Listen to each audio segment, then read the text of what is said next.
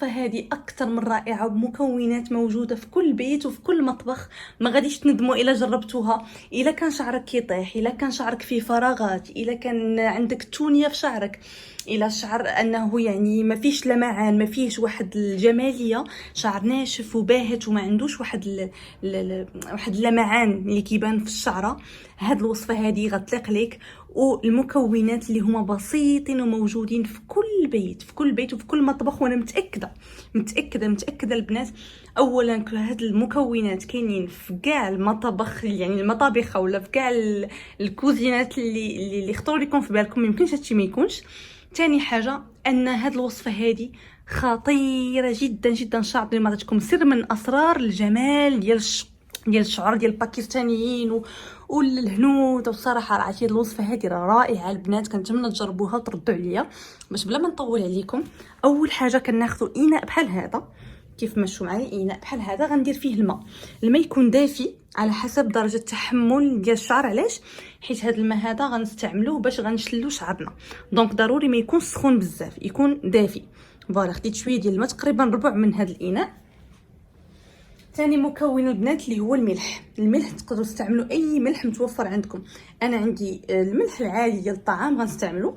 الملح البنات الفوائد ديالو انه كيمتص لنا الدهون ديال الشعر. الا كان شعرك دغيا كيتزيت ليك فيه الزيوت بزاف، دغيا كيدهن، الملح معروف عليه انه كيمص الدهون ديال الشعر. غادي نستعمل معلقه صغيره هي على هذا الشكل. فوالا تقريبا ملعقه صغيره، وغنحرك مزيان هذا الماء مع الملح حتى تذوب لي ديك الملحه مع الماء. صافي حتى ما تبقى بحال هكا محبه. نخلط مزيان المكونات. هاد الوصفه هذه البنات بقد ما هي سهله بقد ما هي مفيده، واي وحده شافت هذا الفيديو تنوض دابا تجربها وتجي عندي لي كومونتير وترد عليا. ما تنسونيش البنات من اللايك في هذا الفيديو هذا. اكيد هاد الوصفات اللي كنجيب لكم والله البنات الا واعرين بزاف، وماشي اي وصفات كنجيب لكم، وصفات زوينين كيستاهلوا اللايكات وكيستاهلوا الدعم. المهم انا كنخلط دابا الملح مزيان في هذا الماء. صافي بحال هكا. هنا البنات في هاد الجبانيه هادي درت الماء سخون، الماء طايب. هنا درت الماء دافي، هنا الماء طايب. علاش؟ هانتوما تعرفوا دابا علاش. حيت غادي باش يطلق فيه هاد الاتاي، سمحوا لي، باش يطلق فيه اتاي. انا استعملت سلطان حيت عندي هنا سلطان. اذا عندكم اي اتاي استعملوه. انا هنا عندي سلطان، غنستعمل سلطان. غادي نستعمل تقريبا 2 معالق من اتاي، ونخليه يطلق مزيان في هذا الماء هذا على هذا الشكل هذا.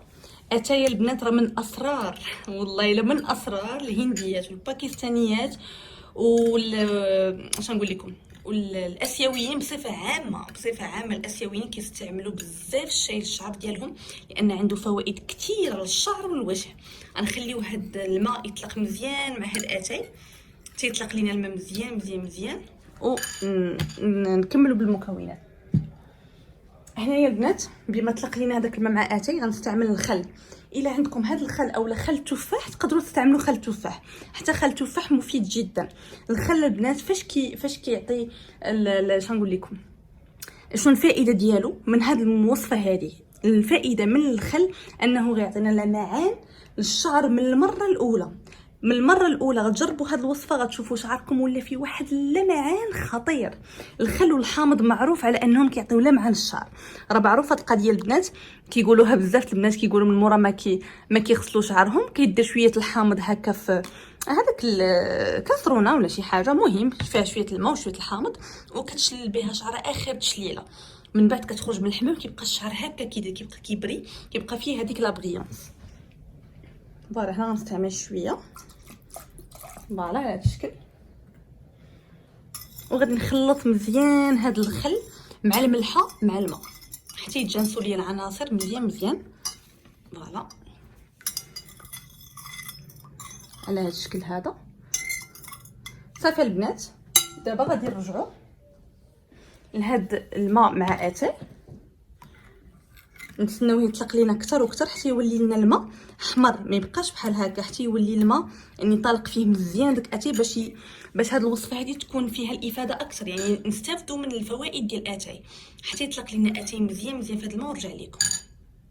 صافي البنات، من بعد ما طلق لينا هاد اتاي مزيان في الماء، كيف ما شفتوا اللون ديالو كيتبدل، صافي غناخذ صفايه بحال هكا وغنصفيو فيها هاد الماء هذا فوالا على هاد الشكل هذا. فوالا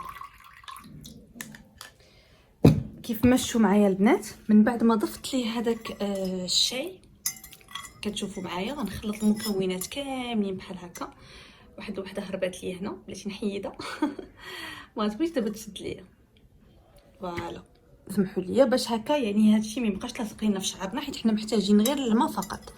المهم غنخلطوا مزيان هاد المكونات هادو حتى يتجانسوا مع بعضياتهم، يتجانسوا لنا مع الماء، تجانس الملح مع الخل مع اتاي مع الماء مع كل شيء.